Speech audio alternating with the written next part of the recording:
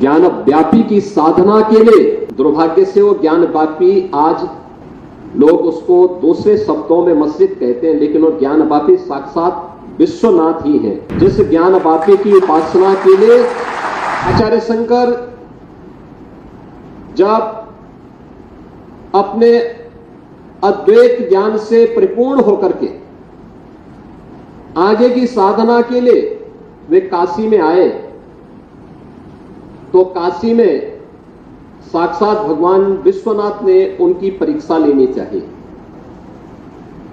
और उन्होंने इस बात को देखा कि प्रातः काल जब ब्रह्म मुहूर्त में आदि शंकर गंगा स्नान के लिए जा रहे होते हैं,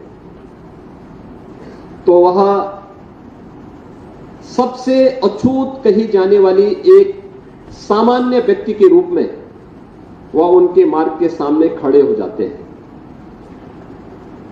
तो स्वाभाविक रूप से आदिशंकर के मुंह से निकलता है, हटो, मेरे मार्ग से हटो।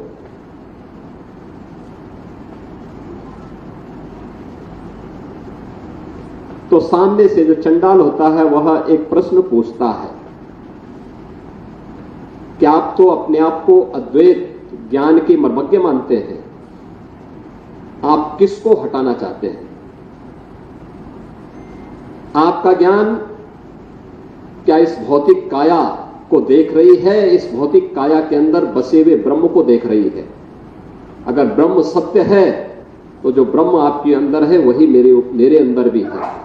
और इस ब्रह्म सत्य को जान करके अगर आप इस ब्रह्म को ठुकरा रहे हैं तो इसका मतलब आपका ये ज्ञान सत्य नहीं है।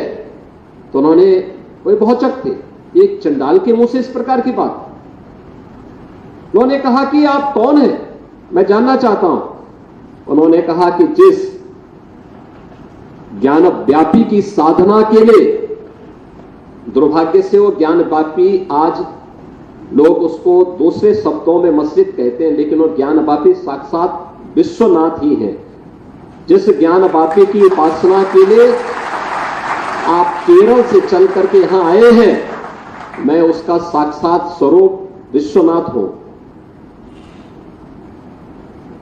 तो वह उनके सामने नतमस्तक होते हैं और उन्हें इस बात का पश्चाताप होता है कि नहीं, ये जो भौतिक अस्पृश्यता है यह न केवल साधना के मार्ग का सबसे बड़ी बाधा है, बल्कि राष्ट्रीय एकता और अखंडता की भी सबसे बड़ी बाधा है।